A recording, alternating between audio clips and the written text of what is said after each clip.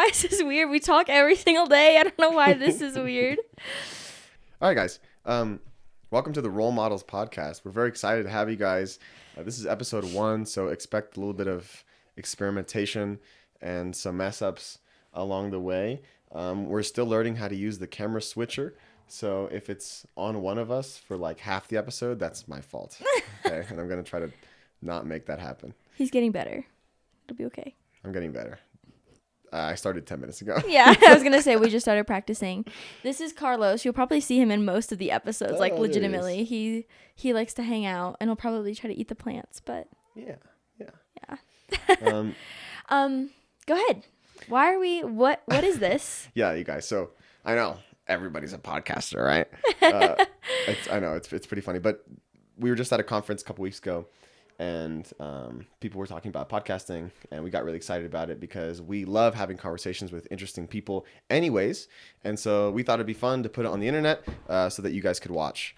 But the plan is to invite some of our favorite people who are successful business people and who we feel like are very advanced in the realm of personal development or child development or coaching and kind of like the things that we're interested in so that we can share that with you guys. Hence role models. We want to talk to role models. Right, yeah. And I know it's spelled with 2 L's. This is not a mistake. This is correct. This was on purpose. This is on purpose. So in jiu-jitsu, which is what we love to do, right? Sparring is what we call rolling. So if you're rolling with somebody, you're like sparring with them, you're fighting. So that's kind of a fun little pun for you guys there. But that's all it really is. But yeah, expect, guys, some of the weeks we're going to move the setup to other people's houses so that they don't have to come to us, and then we can interview them there. But yeah, that's the plan. We're super excited. This has been a project for a good couple of weeks now. We've been putting a lot of work into it. So yeah. Yeah. Can we just talk about like how difficult this was to like set up? Because Tommy and I do this all the time where we're like, we're gonna do this new thing, we're gonna start a business, we're gonna start a podcast, or like something huge and random. We're like, oh, this is gonna be no big deal, no work, and then it ends up like being such like a difficult project. Like this setup, this like there's so much that goes into it, and like we just don't know until you know. You don't know until you know. So yeah, it was just difficult, but I'm glad it worked out. And this happens every time. Every like time. Mari said. Yesterday I spent 2 hours doing nothing because I tried to solve an audio issue we were having, and literally for 2 hours I did not get a single thing figured out. And that's happened a couple days in a row, right? So we've had to kind of adjust and modify what we want the room to look like and the setup to look like, but we got it at least functional now. So we're excited. Right. 100%. Yeah. Yeah. So I think the podcast is really, like Tommy said, just an outlet for us to like talk to these people. I mean, we do this all the time, but it's so great that we could like do this and like show other people what we're learning, because I think it's just so valuable. But we're also going to talk about like different jiu-jitsu topics. Like I think especially for women in the jiu-jitsu community, like some of the struggles or some of the perspectives just aren't talked about a lot, and I would love to get into that. I would love to explain that. And Tommy's somebody who has a interesting like opinion on this, and I think that Tommy could even explain and help other people in other gyms like on how to roll with women, how to talk to women at the gym. And that's just one example of something I'd love to get into at some point. Yeah, and I think another important piece of context is, for us, the dream is to own an academy. That's really the dream. And so, over the past couple of years, and really what we're focusing on this year is just trying to accumulate as much knowledge as we can about running classes, about running the back end, and trying to kind of figure it out as a team. So that's another big thing that we're going to be talking about is coaching. That's a huge thing that we're passionate about, and child development also, right? So we're super interested in how kids grow and how they learn. So that we can be the best mentors that we can be in that respect. Yeah, and let's get into our background a little bit too, because if somebody who doesn't know us is watching, like they don't know our jiu-jitsu background or coaching, stuff like that. So, we're actually homegrown. Like we've trained at the same gym that we started at. I started when I was 12. I started when I was like 13. Young, tween years, teen years. I started because I was getting bullied at school. I should just like input my graduation speech here. Yeah. Like I tell my whole story one. at my graduation, my high school graduation. So basically, I was bullied at school. She was picking on me, wanted to fight, all this stuff, and my dad, would teach me a few things like block, punch, things like that. But he only knew so much. It could only help me so far. So he put me into Brazilian jiu-jitsu because he had read about it, and he looked up a local gym. There was one like 5 minutes from our house, and luckily it was the gym that we're at now, and it's the best gym in the world. I love our gym. I love our community. And we're just so lucky to have found that at the ages that we did with the issues that we went in with. Yeah, definitely. So for me, it was bullying and a little bit of like, I think I lost a lot of confidence after being bullied. So I then went into jiu-jitsu, and I actually hated it for like 6 months to a year. I always forget about that because of how much I love it now, but I hated it when I started. I begged my parents to take me out. And that was more of just like I hated being uncomfortable, which is what I needed. And I think that's what everyone needs at the beginning is like, it's important to feel uncomfortable and learn how to be comfortable. But that's why I hated it. Not because jiu-jitsu sucks, because it doesn't. I love jiu-jitsu. So I started training.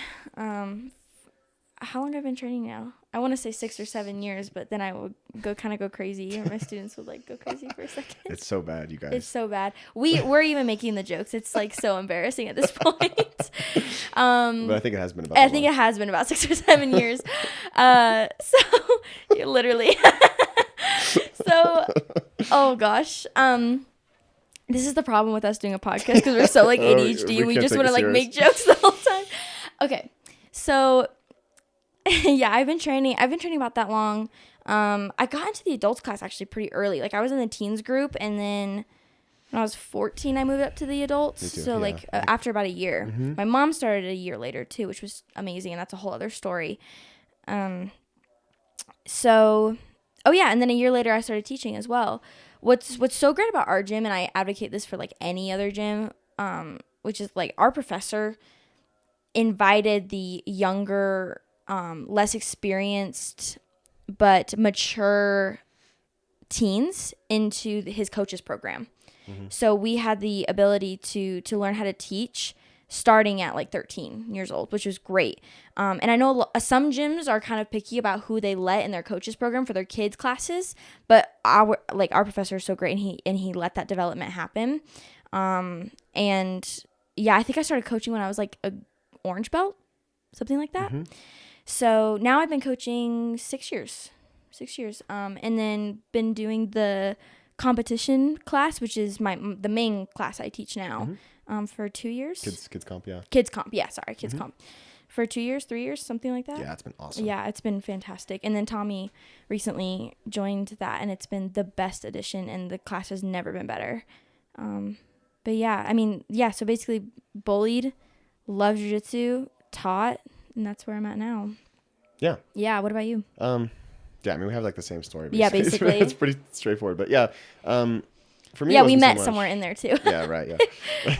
I guess for me, it's at the start, like it was just by convenience. The gym was close by, and so I joined pretty young. And I think for me, the big thing that I got out of it was the confidence.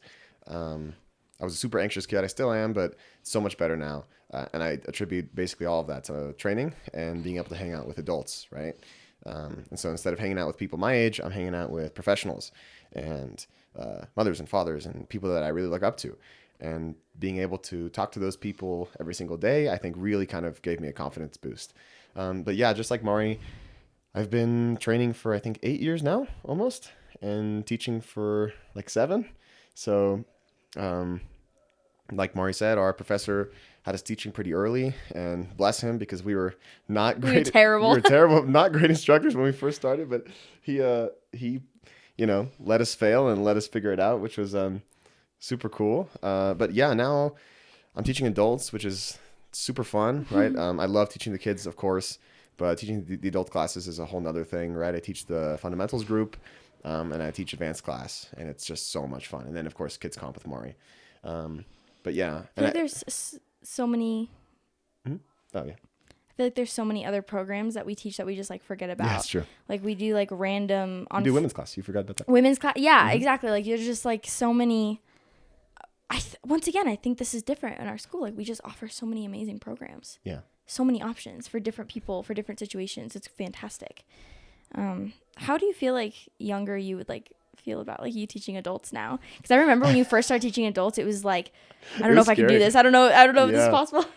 But well, you know, like even teaching kids, there's like a stage fright aspect of like, oh, I don't know if I can do this, right? You got to be able to command the room. And then teaching adults is weird because I'm, you know, I think when I started teaching adults, I was 19, I think, probably, right? And, you know, like the mean age in our school is like 40, right? And so it felt really weird to give these like older adults like directions and tell them what to do, and do it with confidence was hard, right? But I think over time it's gotten more comfortable, and I love the fundamentals group is like my favorite group of people. It's so fun to train and hang out with them. But yeah, I think young Tommy would be surprised that I enjoy it so much because he hated talking to anybody. But yeah, it's so much fun. It's the best. Yeah. Yeah, I know. That's crazy. I was trying to think, like, I started teaching women's at like 15. Yeah, you were young. Yeah, that was young. Yeah. I don't know if I was ready for it at 15, but I mean, it's worked out. I feel like it's been pretty good. Yeah, I think. But like, I can't imagine teaching like that big class like you do. Like, that's so scary. No, thank you. Although, which is funny because I interact with all of them at the front desk, but I'm just like, so I much don't better than even. me at You just don't think about it. Yeah, I think our professor does a really good job of like, kind of. It sounds bad, but he kind of throws us in the deep end and lets us like figure out how to swim, right? But he does it really well, and he's always kind of there to give feedback, and so we just get experience, and I feel like relatively quickly we tend to adapt to wherever we're put, which is really, you know, credit to him. I feel like he's good about guiding us in the deep end too. Like I love that he's not scared to like throw somebody into that spot and like be okay if they like suck at it. And like even if it makes his business look bad, like it's worth the development of the kid. That's worth the investment, right? 100%. And I totally agree with that too. And what's funny, what I didn't realize at the time was that the parents also understand like, oh, he's developing these younger coaches. Yeah. I thought, oh, these parents just think I'm terrible, you know, which I was, but I got better. Do you remember when like one of our more recent coaches told us that when I was like, I think I was training her and I had just started teaching, and I told her like, oh, just look like you're busy. Just look like you're like watching the kids. Like just look like you are. Like you don't have to. I was like, the A+ advice. I know. Like what is that? Like that's coach. How bad it was at the beginning. Just so funny. I think it was because we were having issues at the time. Like I guess we had like a few like random kids just like walking around, like just looking at the floor. I'm like, at least look at the kid. Come on. Like at least act like you're watching the group. Yeah, subscribe to our coaching program, you guys. Yeah, literally. Like, do you feel like there's anything else you want to add like about our jiu-jitsu? Like, I don't think so. I mean, you know, we like to compete. That's a big thing that we've been doing, especially the last year. We've got some good competitions in. Yeah. I wouldn't say that our gym is necessarily like a competition gym. I feel like we have more of a family atmosphere, which I love. I think it's awesome. But that's kind of the vibe. So it's been a journey to kind of figure that out together, and with a select few people who are really excited about that kind of stuff. We had a big team this year out at JiuJitsu in Vegas, if you guys know about that competition. Yeah, and that's been awesome recently. Yeah, we competed internationally. We competed in Venice this summer, which was super cool. That was a heck of an experience. Oh my gosh, it was amazing. That was so fun. It was definitely a confidence boost that like we had traveled that far. Yeah, definitely. And done that. Yeah, it was great. Definitely. It was actually a little comforting because we were gone for so long in Europe. It was nice to like go back to like the classic IBJJF. Like that was the most natural looking thing to me, which is funny because like all these Brazilians around, but like that was the most natural place out of like Europe as a whole, like being away from the States, I feel like. Yeah, because you know we like fly into Venice, we take a bus, and we're in this like random town that we've never been in before. You know, and then we walk in there and it's like, oh yeah, this is exactly how it is every single time we compete. Right. So that was a nice feeling. It's the same blue and yellow everywhere. Yeah, that's great. That's great. Yeah, let's talk about level. Yeah. Yeah. So we started level August 1st. We launched August 1st. We started it. Like February. Yeah, I think so. It's so funny. We were talking about starting a online store for over a year, and we just never took action. And then we went to this conference seminar thing or something, and they were like, you got to take action. You got to just start. Like, doesn't matter. So we started it, and then we didn't do anything with it. So we like bought the domain and everything, which is like what, $40 a month. The Shopify. Well, yeah, but the Shopify to like keep our domain running and keep which everything. For us is a lot right now, you guys. Okay, so for real. That might not sound like a lot, right? Yeah, like oh yeah, exactly. But I'm like $40, like, and we just didn't do anything. We didn't do anything with it. Yeah. And then it's so funny. Like we're like, oh, we're going on a relaxing Europe trip. You know what? We should start it now. Like we should. That's good timing. It's a good time to launch a business. Like what? Yeah. But anyways, yeah. So it's a apparel company. We do coaching. We do custom apparel. And I think obviously the apparel thing is just like a fun creative outlet for us. I feel like what we're really excited about is the coaching and some new projects that are coming up that we can't tell you guys about yet. One of them being this. For real. But we love that. So you guys can see our level. There it is. There's one level performance. Yeah. So I guess first off, the name we came up with because you came up with. It's a great name. It was your dream name. Yeah. So this was my dream name, like for a business or an academy or something, because I think for me this comes out of my competition experiences and stuff like that. But for me, the name is more related to the word balance, right? It's not like level as in level up. It's more level like balanced, right? Because when I see people compete, I really look up to people who can stay calm, they can stay focused, but they can remain like intense, right? And they don't let their emotions get the best of them.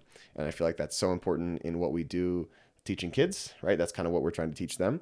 And I think it's super important in our lives as well. So that's kind of where the name comes from. It also sounds cool and it works for a lot of different things. I was gonna say it also works with like, level up, Yeah. I know that that's not the original meaning, but it works. It's a huge piece of it. Always like pushing out of your comfort zone, always leveling up, always looking for the next thing. And then part of our level performance and the name of level performance, our slogan, I guess, I don't even know if you would call it that, but is steady in the storm, staying steady, staying level in the midst of like stress and a busy life. I think that's one of the things that we hear the most when people like want to sign up and start jiu-jitsu is like, well, my life is like too busy. My life is too much. It's too chaotic. And I feel like there's balance in like you have priorities, and there's balance in what you choose to do. Yeah. And I have so much respect for the guys who, oh my gosh, my cat. I have so much respect for the guys who like, even if they come in late to training, but they're there anyway because their priorities maybe were somewhere else 30 minutes before the class started, but they still came. And I think that's all that's what level is about. That's what level performance is about. Yeah, for sure. So we've wanted to start something like this for a long time, and so it's been so much fun. Like we've gotten so much support from especially people at our gym, which has been like just so heartwarming and so cool. Yeah, thank you guys. Yeah. And then we're really excited to start doing more seminars. So we recently did a seminar in Michigan at Lightning Kicks, which is our affiliate gym. So we did this seminar for the coaching team at Lightning Kicks, and then for the kids competition team, which was awesome. It was so much fun, and we would love to do more of that kind of thing again. And so that's also where we're headed with the program. Right. That's eventually what we want level to become. Like Tommy said, right now it's really just apparel and a few other things, but we want to it to be a coaching program. We want a space where coaches can learn and help each other, and gyms can learn different skills on building retention and things like that. Yeah. Actually, I want to talk about one thing with that. So I think there's a misconception, and not just in jiu-jitsu. This goes for a lot of sports, I think. And other areas too. But I think people assume that if you are proficient in the skill, that you're going to be proficient at teaching, right? Right. And for us, these are two entirely different things, right? So you have the being good at jiu-jitsu, and then you have the being good at teaching jiu-jitsu, being good at connecting with people, being good at leadership. And these are two completely different skills. And what we find is a lot of people have the jiu-jitsu skill, right? They're amazing competitors.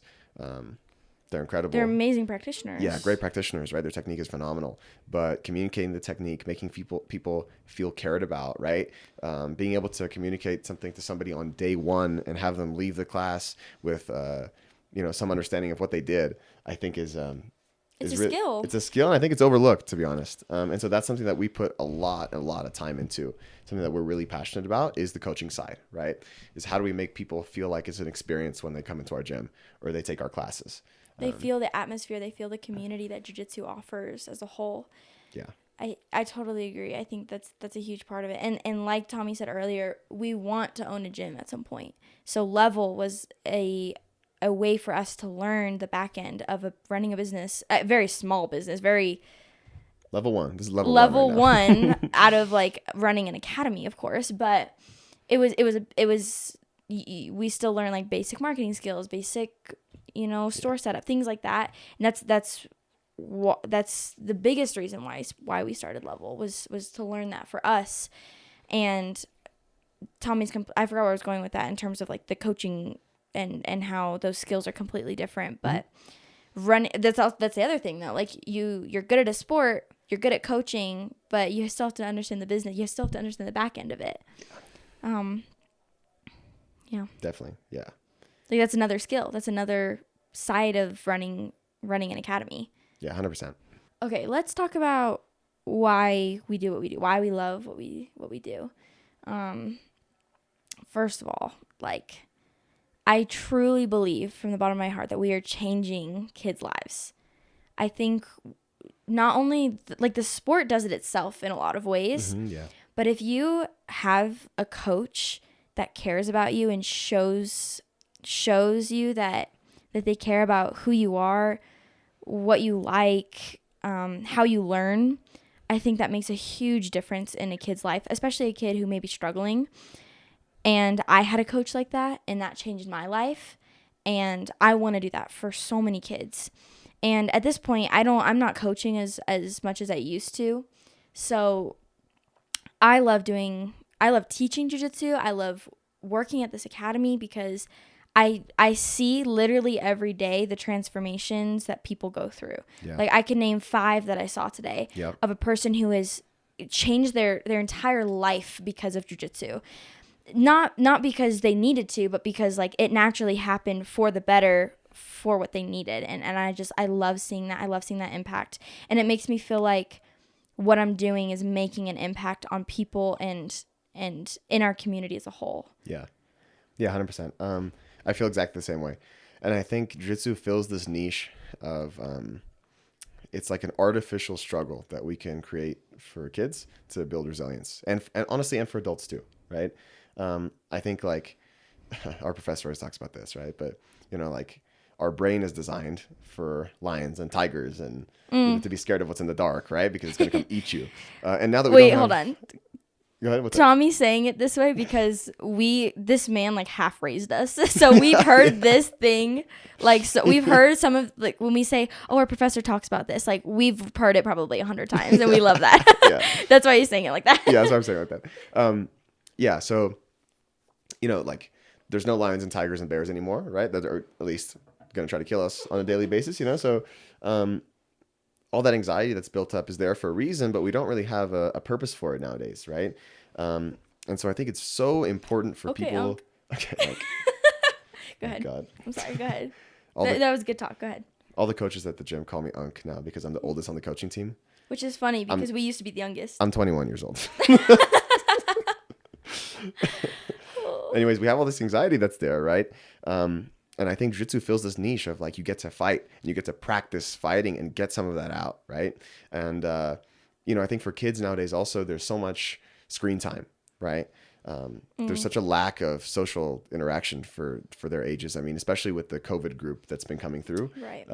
Which is crazy, by the way. Like we have kids in our program who were born in 2021.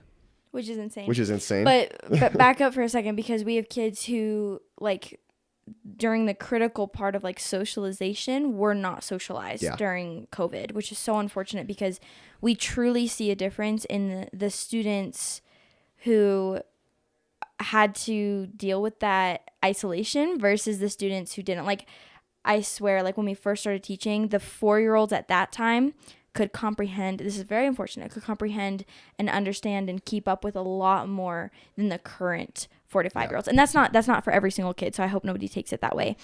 Every kid's a little different, but as a whole, that's what we've seen.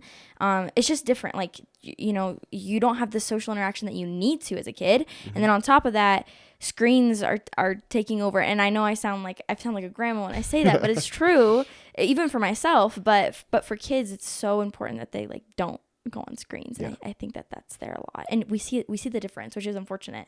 Yeah, 100%. And you know, like, I feel like they're building skills that I don't know where else they could get, right? And it's not the skill of like fighting somebody, right? Like, to be honest, that's kind of the lowest priority thing is like, can you beat somebody up, right? Like for a 4-year-old, that's a 5-year-old, right? That's not really what we care about. Of course, the self-defense part is important, but really, to me, the martial arts is a vessel for the character development, right? For building skills like, you know, resilience and focus and discipline and a love for exercise, right? Like, these are skills that are not going to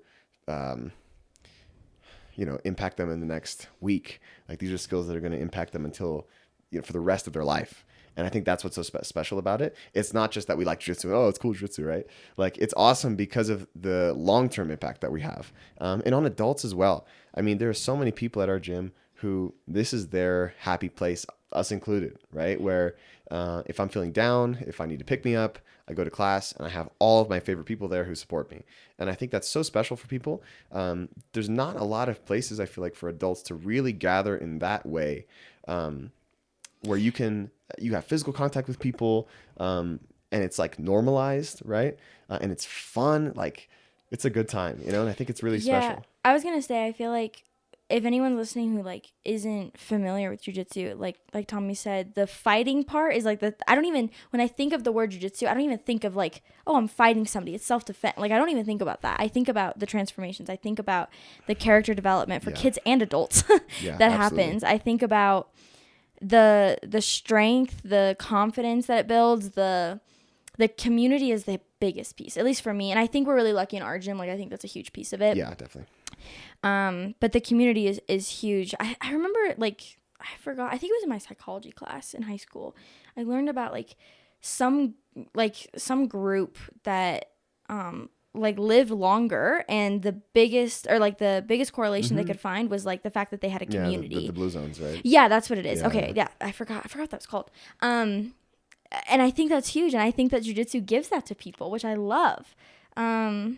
And yeah, I was gonna say, like, I don't think of jiu-jitsu. When I think of jiu-jitsu, I don't even think of the fighting part. Yeah. Do you? No, I don't. I think of like the concept. Yeah, and this is important too for people who might not train. It's not punching, kicking most of the, like 90% of the time, unless they're doing self-defense stuff. It's like a wrestling, grappling kind of thing, right? And so what's cool about that is it's like approachable for people who are older, right? For people who have injuries, who have like, you know, something like that would be stopping them from doing an explosive, high impact sport, right? And so we have students as young as 3 and as old as 60. I feel like 70 up there. It's the oldest. 65 or 70 is probably the oldest. Yeah. And it's amazing, right? Because it's so cool that you can have like the whole range, right? Which is fantastic. I feel like that's really unique as well. Yeah. I was gonna say that's the other reason I love jiu-jitsu is that you can, like, what's nice is like everybody can have their own game, everybody can have their own style. So no matter like what your body limitations are, there's a way to make the game work for you. Yes, absolutely. So being smaller, there's things that work very well for me that just wouldn't work for him. Being female, I'm just not as strong, so I have to use different moves, or I have to use different leverage points than maybe you would have to. And I think that's the same, like if you have knee issues, like there's a way to make your game so you don't have to worry about that. I think we should do an episode of like every single like defense to like or like every single reason people don't start jiu-jitsu and like shut it down. It's a good idea. There's Professor no excuse. Tom would like that one. He would like Professor that. There's no like excuse. Everybody needs to do jiu-jitsu. And I actually feel kind of bad because recently there's been a few trials where like the like trial classes that come into our gym. They're like, oh, like I need to lose weight first, and it's so hard for me to be like, I think I'm a little too pushy. I'm like, no, you don't. Like, you're fine. We can push through. I can help you. Like, this is what you're going to do. This is how I'm going to help you. Like, I just need to like calm down a little bit. But it's so true. I'm just so passionate about the fact that like, there's no excuse. There's none. Hear that, you guys? There's no excuse. Zero. I'm sure that there actually is. I'm sure that there's like a legitimate excuse somewhere. But most of them, majority of them, there's a reason. There's an answer to like jiu-jitsu can solve that actually. Guys, thanks so much for tuning in to episode 1. I know this is a bit all over the place and we're still getting used to our setup and everything. We'll get better, I promise. Yeah, we're going to get better. So I hope you guys enjoyed. Again, look forward to some of our favorite people joining us on the podcast. And we have a network of some of the most amazing people I've ever met in my entire life. And I'm very excited. Successful. Yeah, and I'm really excited for you guys to listen in and get to know them as well. So yeah, thanks for watching, guys.